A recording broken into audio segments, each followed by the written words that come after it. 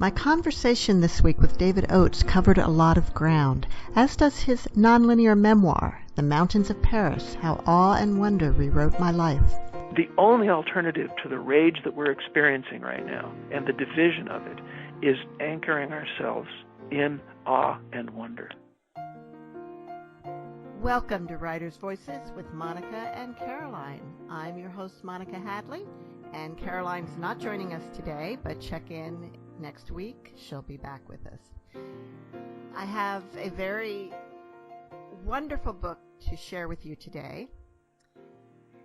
The Mountains of Paris, How Awe and Wonder Rewrote My Life.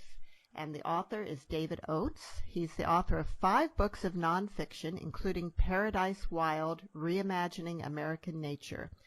His recent work has won multiple nonfiction awards as well as pushcart nominations.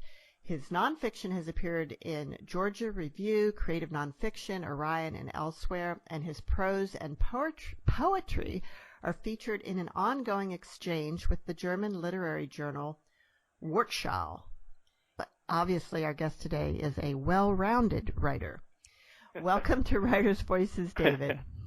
Thank you, Monica. It's really fun to be here, and thank you for using the word wonderful in your intro, since that word wonder is fairly central to this book. It is.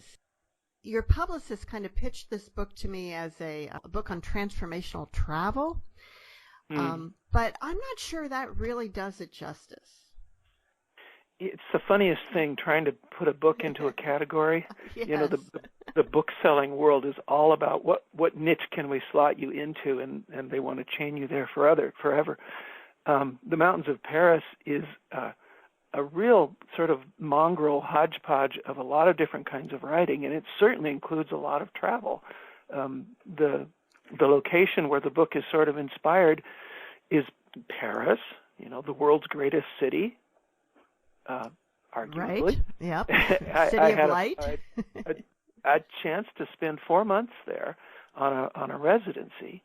I won an unbelievable lucky break, and there I was in the middle of this gigantic hodgepodge of amazing art and stunning architecture and staggeringly available good music and the deep past and history and blood on the cobblestones and modern art everywhere and fashion in the windows, which was of all of it the strangest to me, but that's another story.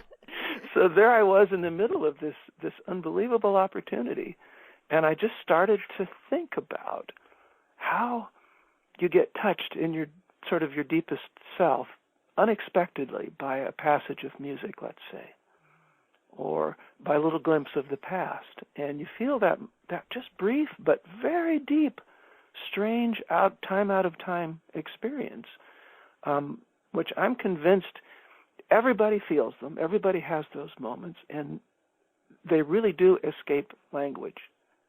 They're so big and so rich and so important, and yet when you try to put them into words, the words are always too little for the event.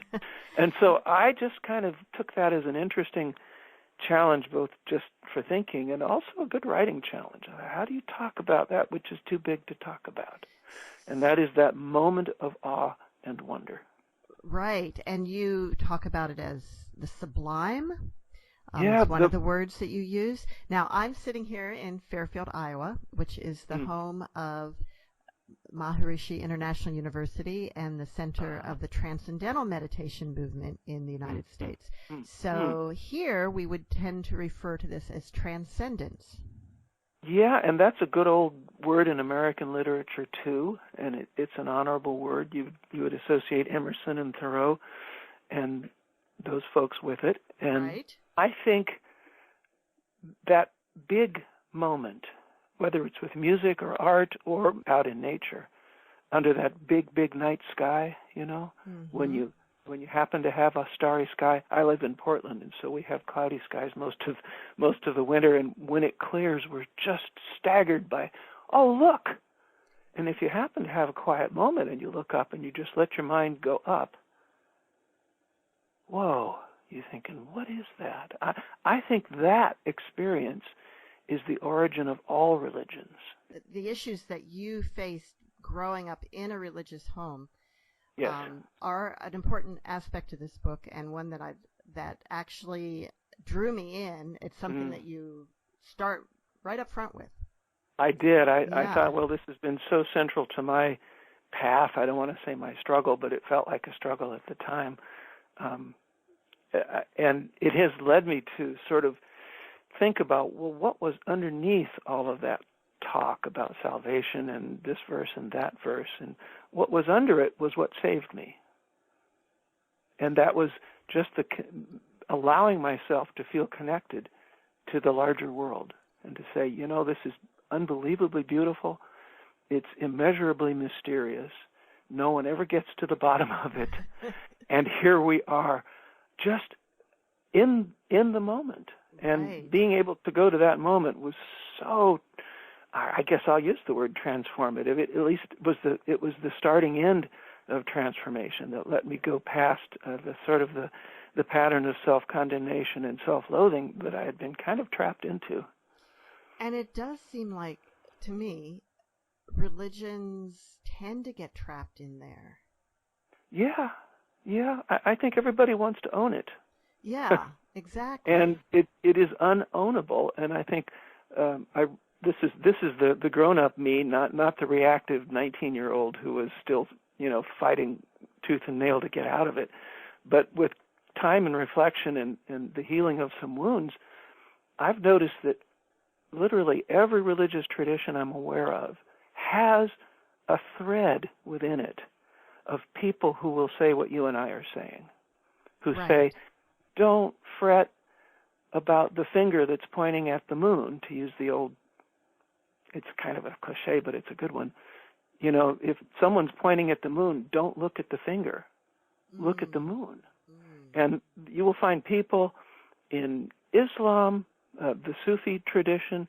You'll find it in Christianity for sure, in a variety of meditative and contemplative traditions, and you'll find it in Judaism, and and including a bunch of ones that I don't know about, where they say it's really about what it's about, not about the words we use about it. And so stop obsessing about the words and categories and doctrines and start paying attention to that reality which is bigger and grander and more beautiful than we can express.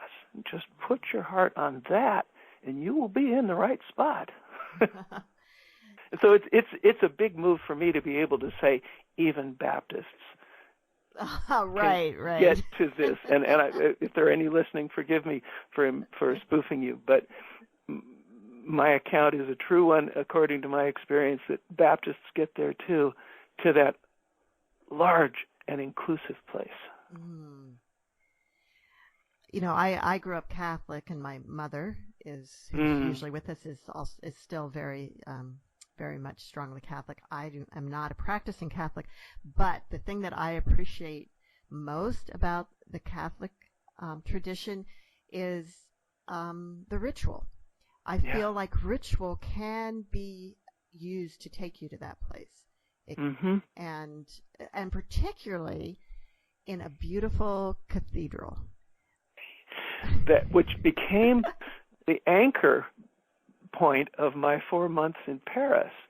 I found a cathedral that's a little bit off the tourist track, but huge. It's a huge old Gothic pile called St. Eustache.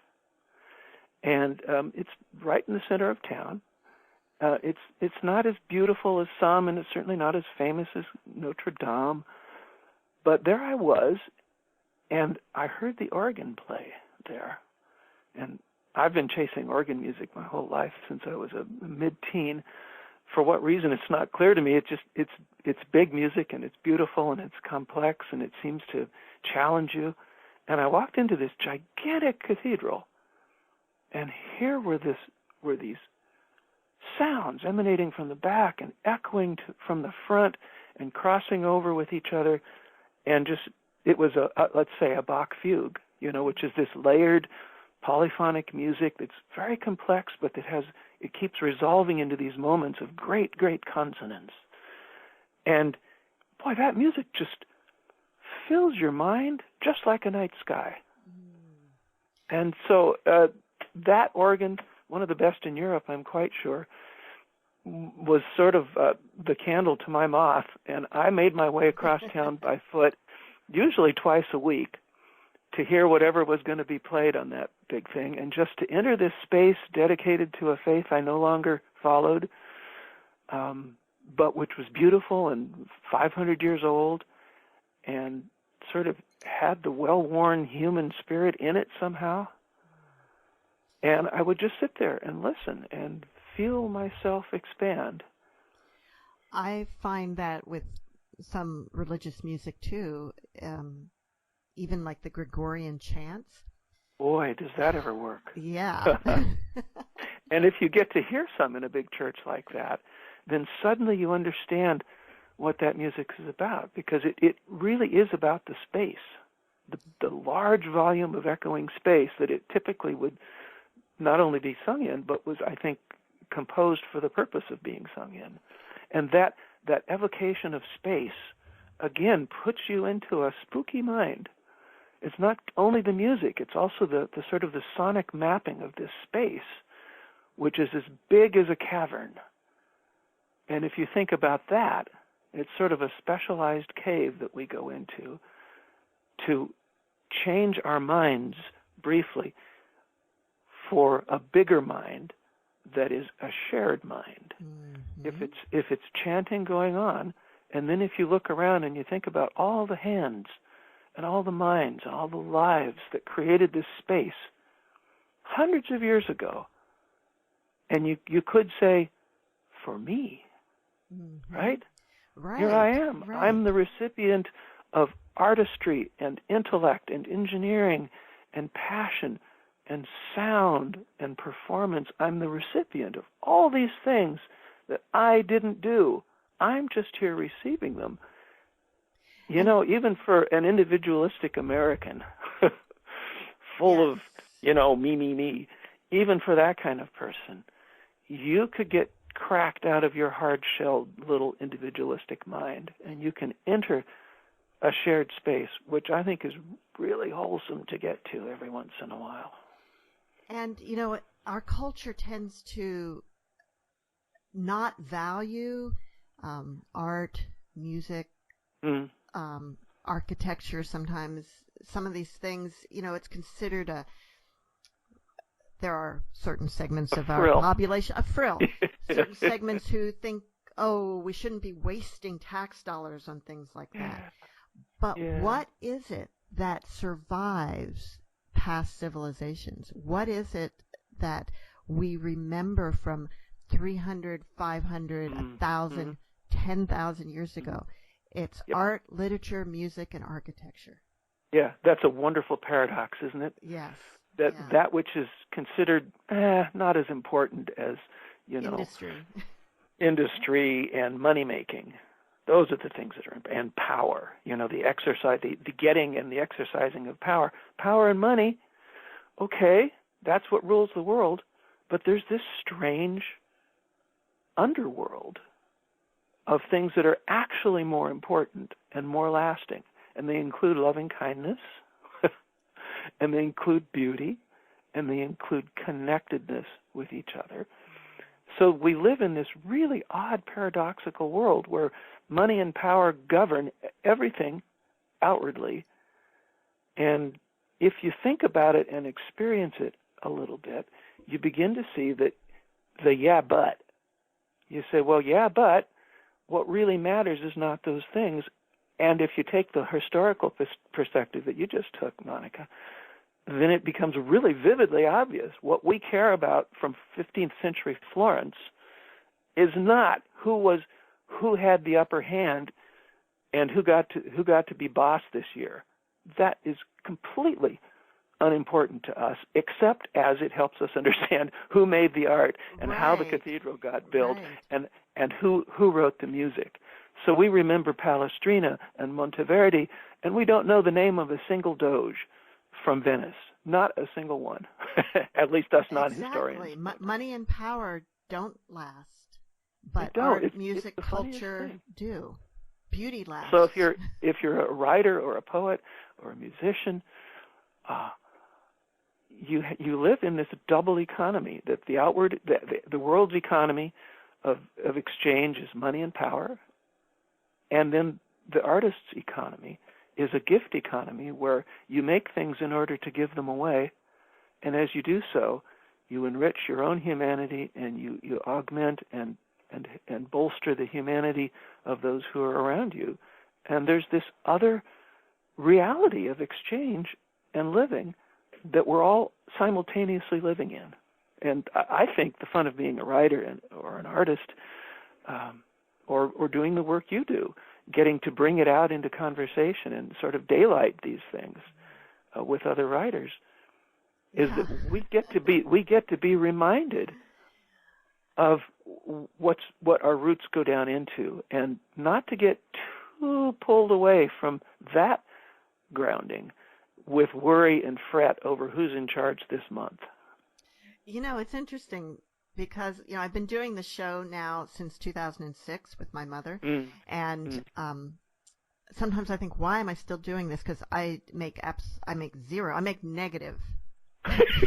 Congratulations. Welcome to the writer's world. Because I pay someone to help with my website, and I pay my friend Crystal does a lot of the work on the website and creates the YouTubes and so forth, and I pay her for all of that. And I don't earn anything from it. However, I make a lot of money in my day job, which is in industry. I'm an entrepreneur. And so I think, well, why am I still spending all this time doing this? But you just nailed it. Yeah, it's a privilege. My day job was teaching, and a lot of artists also follow that course, because it's a very, very small percentage of writers are making a living at it. And an even smaller percentage of artists. Right. So you get a day job, you smile, you sort of spoof yourself a little bit. I guess I'm not famous yet. And in a way, it keeps the writing clean. It says, well, I'm not worrying about what the agent says will sell this week. I'm worrying about how to tell the truth the most beautifully as I can. Which was an ugly sentence, by the way. But you made your point, which is what it's all about, communication. Yeah. You're listening to Writers' Voices with Monica and Caroline, and our guest today is David Oates, author of The Mountains of Paris, How Awe and Wonder Rewrote My Life. Now, this 4 months that you got to spend in Paris, it wasn't even your own residency, so you really were free to do what you wanted, right? I was on nobody's radar. My partner's an artist, and he got this residency, and they're allowed to bring a companion, an accompagnateur, as they say in French, and we lived in his studio space, his atelier. It's in a big 5-story building as long as a block, and it's full of artists and writers from all over the world. And in the corner of this sort of roomy, sort of living room plus dining room sized space, picture that with a slightly high ceiling, in the corner were 2 cots and a hot plate. So, the bohemian artist life. It was, and they were crowded over into this little cubby so that you couldn't even put them together. They were at right angles, and so I would reach up and hold his foot at night if I got a little lonely. And then we learned how to cook on that hot plate, and went to the markets and brought back whatever could be managed. Food in Paris is not cheap, so you need to figure out how to make your way. But there we were in this 4-month residency. We went from January through the middle of April. And what a privilege. It was located right sort of catty-corner from the mayor's building and the Marais district. A lot of your listeners will have visited the Marais district. It's sort of the formerly bohemian, once-upon-a-time gay district of Paris. Has great falafel shop in there that everybody wants to go to. So we were, and it's right downtown, walking distance from all the big things, and of course the Paris Metro subway system runs right through there. So there we were, me with my bad French, just ready to give it a shot, and boy, do you feel free, just like the Joni Mitchell song, you know, I was a free man in Paris. I felt unfettered and alive. And boy, I did. And it was kind of an opening that said, write about something big, write about something worthy. Don't just tell us how to go find falafels. So see if you can tell us how to go find something. Did you write all of this while you were there? Lord, no. Okay. No. I took copious notes, and I didn't know I was working on it until right near the end of the stay. I was writing every day. Of course, I always do that. But I started to kind of, sometimes you're the witness of your own work process. You don't necessarily steer it. You just follow it. And I started looking at what I was trying to write about and how it added up. And it kind of hit me like a brick. I thought, well, this is about all of those moments of awe and wonder that you've been experiencing in front of not only the music at St. Eustache, but music other places and the architecture and trips to the museums there, the Louvre or the Musée d'Orsay. A moment with a Vermeer painting can fill up your whole mind for a whole week if you let it. And I'm kind of late to the visual arts. It's not my native tongue, language is. But having spent 20 plus years with my artist partner, we've had a lot of chances to go to galleries and museums, and for me to sort of struggle inarticulately with, well, what is it about this painting that I love? Or sometimes, why does this painting bug me so much? And he would just smile and let me flail. And at length, I started to get really comfortable writing about what I was experiencing with certain paintings. And so there are some painting experiences in this book, along with the music and art and architecture and nature.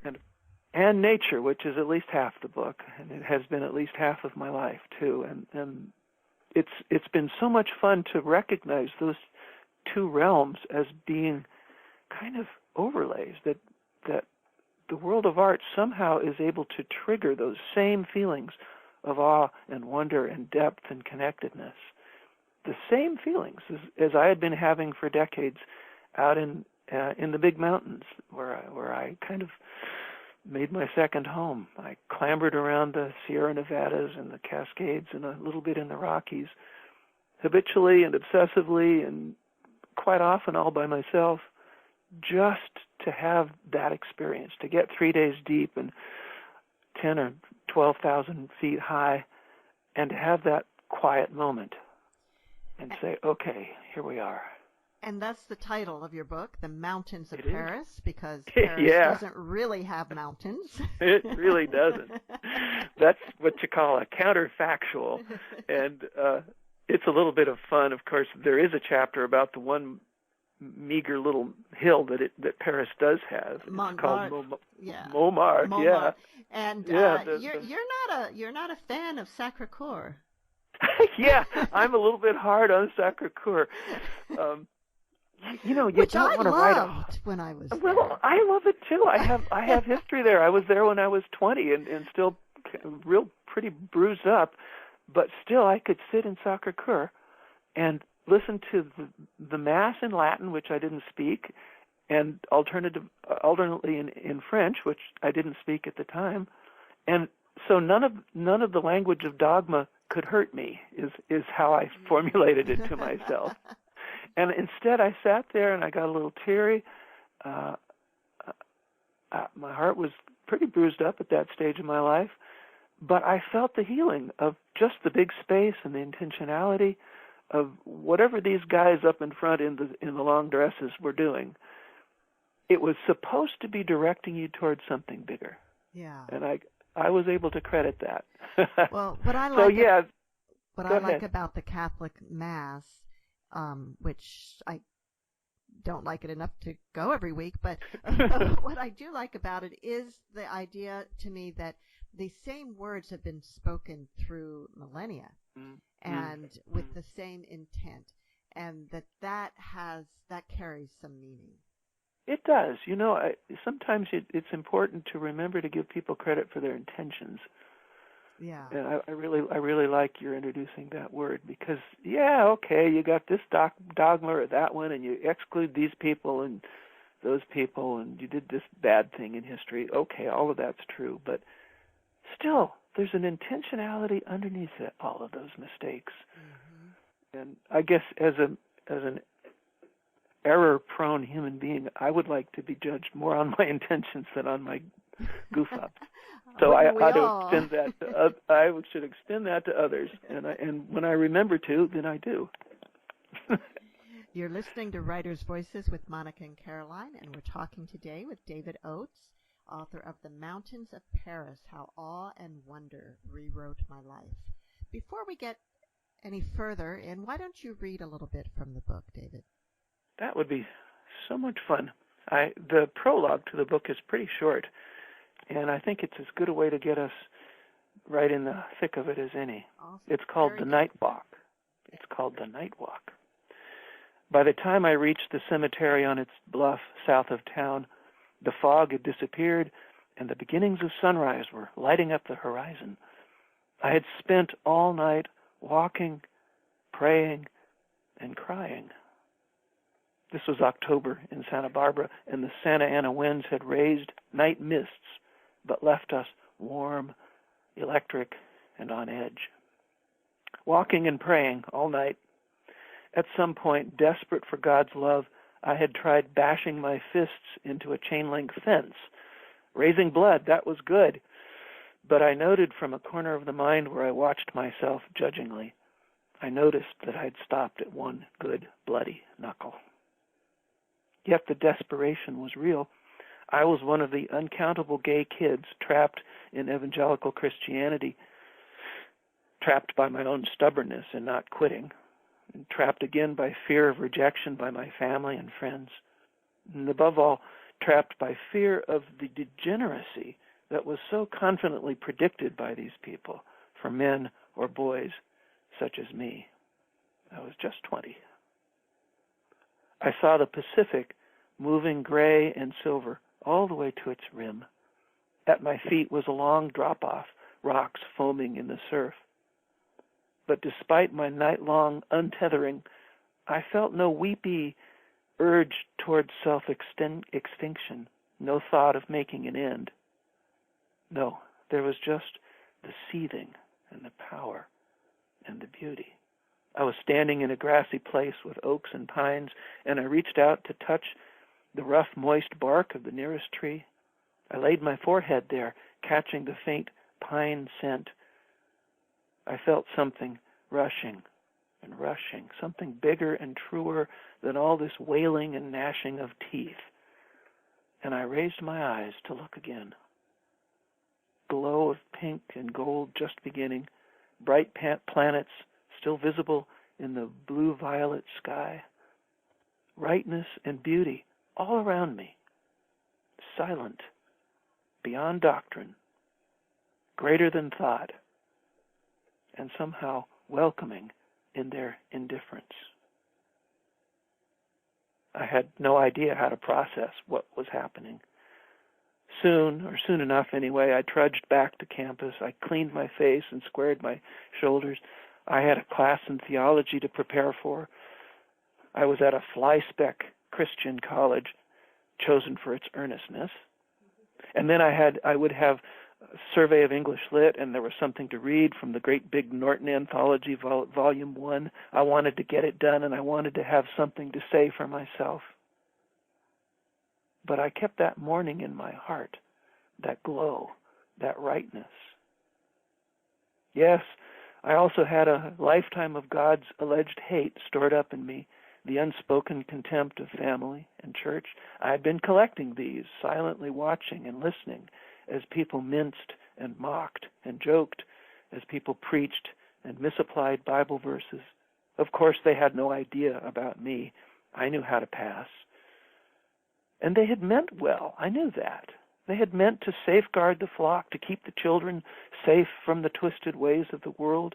And I was cosseted, no doubt about it, a middle-class kid from an uneventful corner of Los Angeles, dressed up for church, asked and warned and invited to follow the path of righteousness. And that's what I wanted. I wanted it fiercely. I memorized, I prayed, I hid myself behind a barricade of vigilance and pretending. But it was hopeless. I was headed for misery, loneliness, perdition. Everyone in my world said so. And our pious college life wasn't changing anything. Yet the morning world that I saw, that seethe of beauty, that extent that went so much further than anything words could capture, I held that in my heart. It helped me see how small my story was, how small and unremarkable.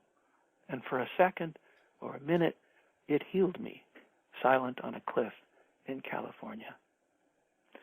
And that's where the prologue stops that initial story and then has a couple paragraphs about the book as a whole. Shall I go on? Yes, please. Okay.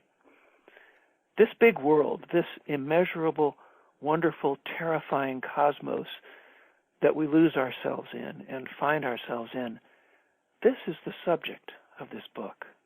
The twilight, all in fire and color. The night sky, limitless, incomprehensible. Even the strangeness of the living world and of each other. What is it? What is that tremendousness that breaks our heart with beauty and with longing and with fear and delight mixed so weirdly together, and that sometimes unexpectedly finds its echoes in the human arts, in music especially, or a painted canvas, or some other handmade thing that again brings that note of endlessness and power and beauty? In the gradually blooming years that followed my sad night's journey, I strove unconsciously but continuously toward that undegenerate life that I yearned for. It was a long time before I could handle other people, let alone the terrifying question of love. So I headed for the mountains, at first with others, climbing and backpacking, but soon solo for years and years. Years of stars rising over alpine basins and the clear, glowing granite of the high Sierras, years of riversides cloaked with welcoming pines, and peaks walked or scrambled or climbed until the whole world unfurled before me, all of it indifferent, beautiful, and right. Slowly I believed it, that I might be right, too. Small? Yes. Lonely? Yes. But right enough. The story I told myself at first was the usual story. Woe is me, suffering and hurt, and damn those narrow bigots. But all that dropped away in the mountains. Little by little, the quieter, larger self grew. The wideness of the world was my tutor. It was beauty. It was scale.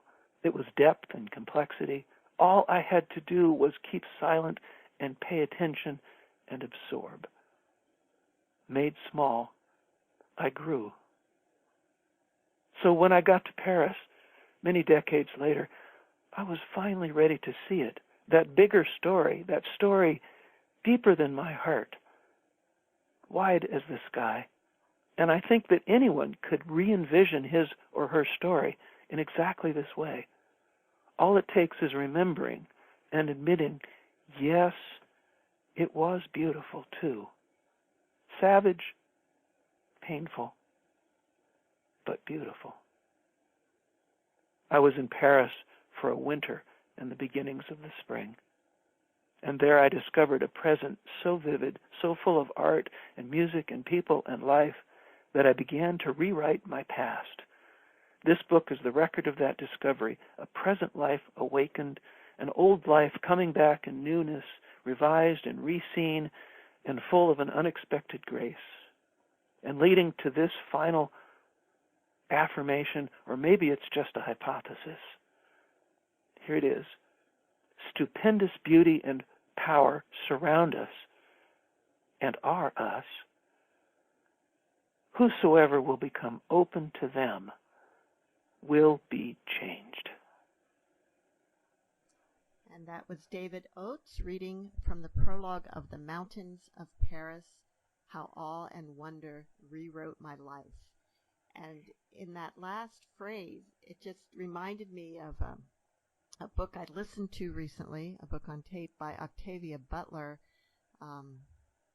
called, there were two books in this series. One was The Talents, and I can't remember what the first one was, but in the whole kind of underlying hypothesis there was a woman, it's a dystopian futuristic novel, but she starts this new religion basically saying God is change.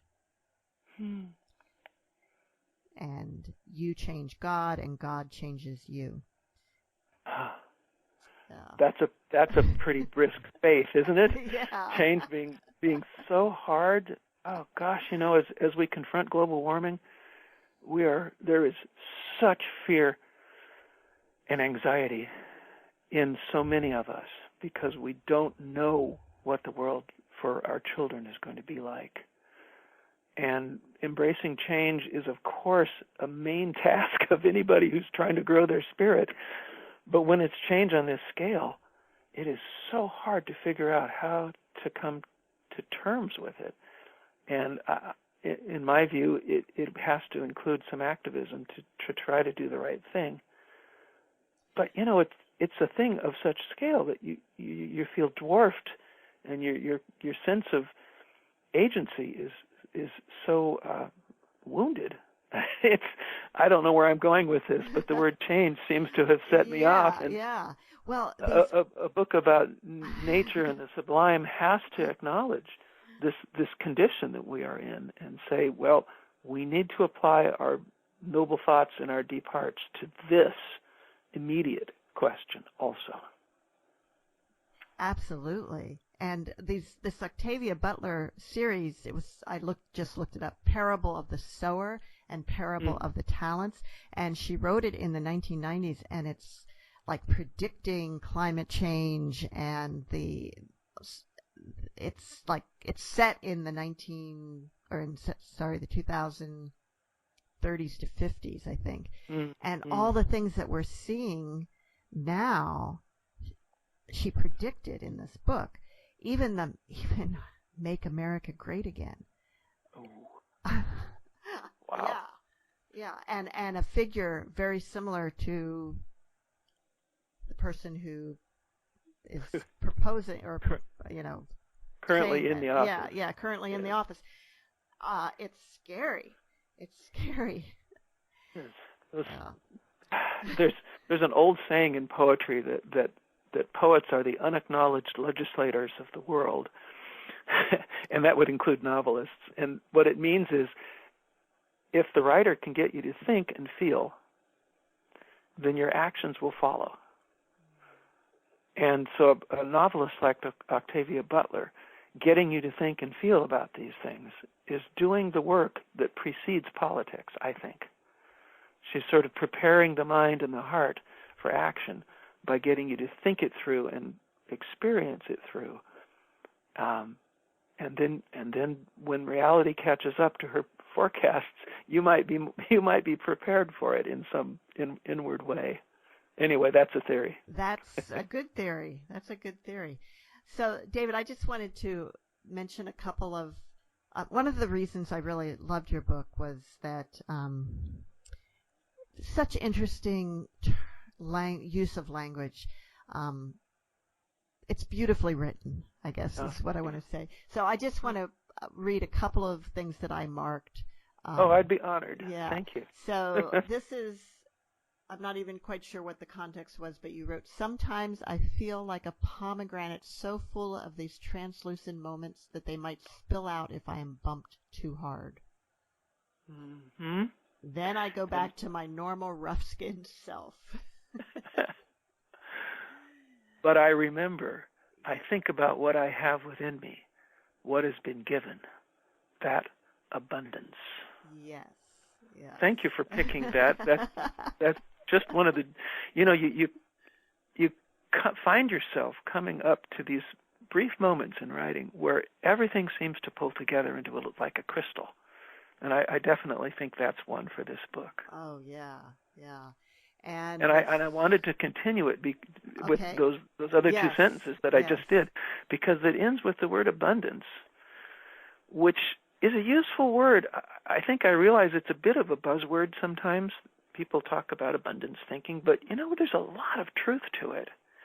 And when you reckon with what this created or uncreated world of reality gives us, air to breathe and water to drink and beauty to drink in, it's really hard to maintain your sort of petty, pissy mentality. And you're invited instead to go to this sort of abundance place where you might actually be able to be a little bit more generous to the other humans too when you're working from that place. So I guess that's some of the magical richness that this world gives us if we remember to just stop and experience it. It's such a simple principle and so hard to practice. So anyway, thank you for finding that. You're welcome. And here's another one where you're talking about one of the organ pieces in St. Eustache. Is that how you pronounce it? That is exactly right. It ends and there's a pause for the last chord to finish its journey and leave us in a sort of high-calorie silence. Silence embodying everything, carved from nothing. It's an odd, destabilizing feeling, that long beat of after. That really does capture that moment. Yeah, thank you. It's hard to put it into words, but it opens your mind up for all of these other possibilities.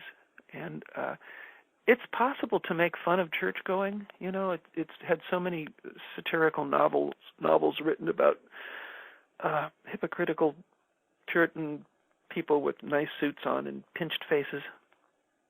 But the practice of going somewhere where you can be opened up and taken out of your daily struggle mind, boy, it's hard to beat. Whether it's church or temple or riverside meditation under a big grove of trees, it's really, really important to have some place to go to get into that larger self. And then this is just a really kind of an odd thing that that took me back to something I had forgotten about. I had a feeling that I had forgotten about. Let's see. You're looking at one of the Vermeer paintings, Milkmaid. The Milkmaid, and yes. You say, I had decided not to advertise my emotions, just let the thing be. Tears, though, were under my eyelids, and a sense of the indwelling mystery of everything I had ever loved, the far peaks I had climbed to get pure light and solitude. And here's the line that took me back.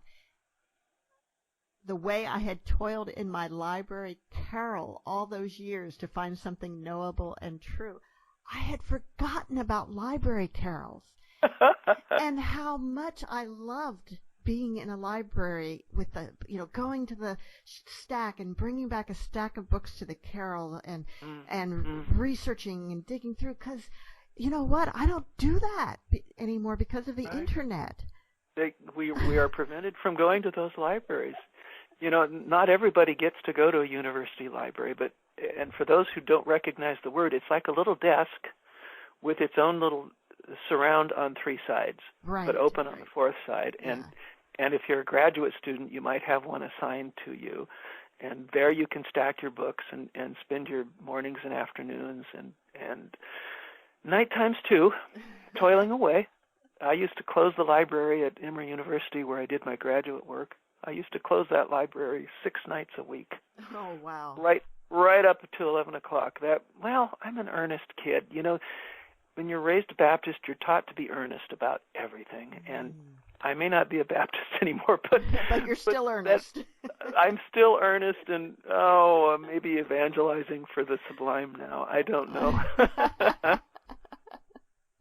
Wow. So I wanted to ask you about another thing that was in your bio that I didn't mention it up front. It says you teach the Wild Writers Seminars. Can you tell us a little bit about that? Yep. I meet with experienced writers. I pick 8 or 10 of them, and we meet for 11 weeks, 3 hours on a Sunday afternoon. And it's in some ways a typical writer's workshop. The one that's running right now is focused on the memoir. I'm calling it the Nonlinear Memoir, and I guess my book is an example of that. It's where you use the materials of your life and you speak in the first person, but instead of trying to take your reader on a kind of slog from, well, I was born here and then I was raised this way and these were my parents and then I went to school, that chronology, instead of using that, we look for what it is going on in our life that a lot of these events turn out to be about, so that the writing is about something bigger than yourself. Mountains of Paris is my memoir for sure. It's about me and my experiences, but it's organized in a way that says, and what's findable in those experiences and what's interesting is not me, but what I experienced in the presence of nature and great creativity. And so it allows me to relax some of the sort of self-involvement and egotism of writing a memoir and stand with myself in my own experiences, but looking at something bigger and more worthy and way more interesting than me. Each one of these students has, of course, his or her own life, and we get to struggle with what it means to write from your life and how you handle the hurt and difficulty of your life without letting it overtake you, or without sounding victim-y or whiny or self-pitying, things that will turn a reader away instantaneously. Yeah. And one of the great things about a writing workshop like this is that you have an immediate audience. You have 8 or 10 people who will be your audience for the next week's work, and you can bring it to the group. And if it's your turn, you get to read it out and get friendly crit from everybody. People will say, "Well, this works for me, and I'm puzzled by this. Can you?" And you get that kind of feedback. Nothing like an audience to pull the writing out of you. Mm-hmm. Yeah.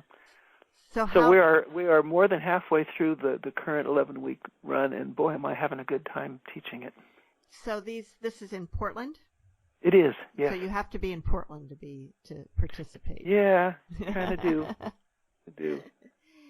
And it also says here that you're founder and general editor of Kelson Books. Yes. What exactly is that? It's a small press in Portland, and we do books by writers who have something to say about the natural world and who bring a sort of fierce, generous creativity to their work. Mm-hmm. So right now, for instance, I have just published a new book by David Oates, who's a very well-known poet, and it's a book of creativity about writing. It's called Every Writer Has 1,000 Faces. This book has been out for 10 years, and we have produced a 10th anniversary edition and revised it, and we have a foreword by Chuck Palahniuk, the author of Fight Club. And boy, this is a beautiful little book. We take some pains to make good-looking books.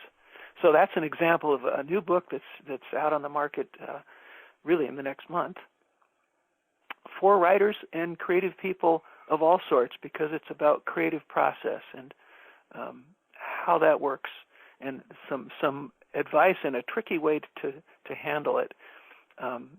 His angle is, don't invest too much in your first draft. In fact, don't even think of it as a draft.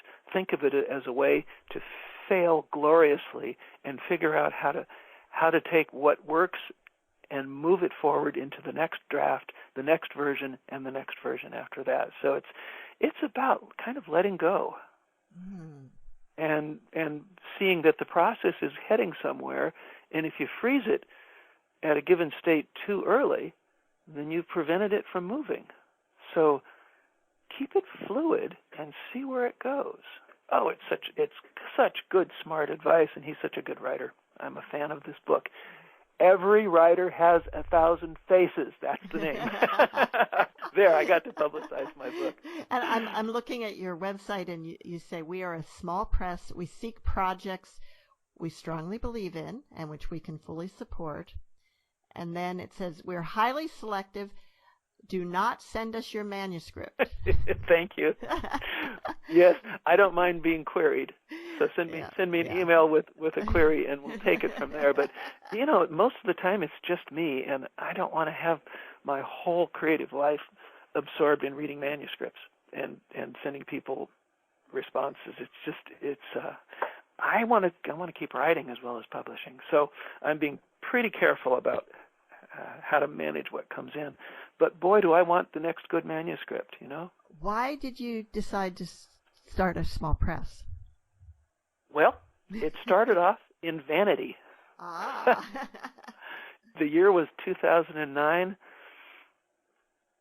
actually 2008, and Bush number 2 was getting ready to leave office, and I had been writing short essays during the whole 8-year ordeal of warfare and lying. It's hard to remember now how upsetting it was to have a vice president who was seemingly a loose cannon and a president who didn't seem to care about factuality. And it's grown to a bigger problem now even. Yeah, but at the time it was maddening and crazy making, and we were at war and killing people. Yeah. So I had a whole suite of essays that I'd been writing in response to that, and I was not having success at finding a publisher, so I just self-published the thing. It's called What We Love Will Save Us. And I see that on the website too. And it was to get that book out the door, and I learned about publishing and print on demand, and went through all the stages. And once I had done that, I thought, well, I should use what I've learned and bring some other good books into the world. And so we've been finding the select nonfiction books that the world needs and bringing them out. Now, The Mountains of Paris is published by the Oregon State University Press. Have you worked with them for more than one of your books? Yeah, they have done 3 other books, so we're up to 4 books now with them. Wow. All the way back to my very first book in 1989, which was called Earth Rising. So interesting that they weren't willing to go with the one that caused you to... Yeah. Yeah, well, that's the writer's life. You knock on a lot of doors and you collect a lot of rejections. They didn't see it, but that the title essay, What We Love Will Save Us, was originally published in High Country News, sorry. And I still get responses to it. It was published originally in 2003, and even now people run across it and they're sort of moved and they send me a note. It's the darndest thing. Wow. So now you're on the other side of the rejection letter. Sometimes. Yes, and it reminds me to be as kind as possible. But I've been an English teacher for many decades, and so I've learned that first duty is to tell the truth. First duty is to tell the truth, and then bring as much kindness and humanity to that as possible. But it does nobody any good to pretend. And this was true of my writing students in college classes. They didn't need me to be their mom and pretend everything they did was great. They needed me to tell them the truth. This is working. This is not. So I had some experience that helped prepare me for how to handle writers who are eager for a big fat yes. Mm-hmm. And what they need from me is reality, and so I give them that as sweetly and kindly as possible. Wow. And then, of course, comes the amazing manuscript, and then I'm the one who has to say thank you and feel the effect of someone else's beauty and skill and generosity. So it works both ways. Now, you mentioned that The Mountains of Paris is an example of a nonlinear memoir. Mm-hmm. So what I'm curious about is how, I'm guessing you didn't write it in the same order that it ended up in, that the various essays were. It's true. Yes. Yeah. So how did you put it together? Well, have you ever been involved with hanging an art show? Not directly, no, but I can imagine. So picture a big gallery space, a big one, and you've got, let's say, 50 paintings that you've done over the past 3 years. Where do they go? And which one reflects, or in some ways has an interesting relationship to the one to its left and the one to its right? And it's a question of taste and color and size and impact and emotion, right? There's so many variables that it's maddening, and you can spend a long time with there are 25 chapters in The Mountains of Paris. You print them all out, staple them individually, and then you throw them on the big bed and start moving them around. Although I actually have a composition table that's 12 feet long and 18 inches wide. It's like a big plank. Okay, but did you at least know what was going to be first and what was going to be last? No. Oh, wow. In fact, I had an introductory chapter in which I talked about what I was going to talk about, and it was smart and correct, and I was glad. I was proud of the language in it, but it needed something more gripping, and so instead I tore it out, put it in a file somewhere, and wrote this narrative version that has some person having an experience in the real world. And I think it's a storytelling beginning instead of a thinky beginning. And I think that reaches people much more immediately. So that part didn't even exist until way late in the process. Wow. Yeah. So it was a fun struggle to organize it. There are three. The other organizing principle that I did see from the start was that there are 3 chapters about Saint Eustache. Yes. And it's the beginning chapter, the middle chapter, and the end chapter. And in the first chapter, the first approach, I talk about the space, the spaciousness, and the feeling that space gives you. In the middle chapter, I talk about music, which is what brought me there. And in the last chapter, I talk about human solidarity, about the spiritual world and solidarity with the other humans, because I noticed that they had a really vigorous social works program going on. They fed 300 people on the church portico every single night of the winter. 300 people they fed soup to. Wow. And I started thinking about that and asking, what is the connection between the sublime and this solidarity? Is it just an accidental, chancy thing that the place I go for the sublime also is practicing this connectedness and generosity and solidarity with the humans? And I came to think that it's not an accident, that the two things are related. And then I dug deeper, and I found actual sociological psych research from serious researchers published in research journals, where they actually test the connection between the experience of awe and wonder and the feeling of social connectedness. And what they found was, for instance, a guy at the Wharton School in Pennsylvania tested what goes viral on the internet fastest. Of course, anger does. Mm-hmm. The only emotion that can equal it is the emotion of awe and wonder. Mm. It's the only one. So if you send out some posting that has something really beautiful and awe-inspiring in it.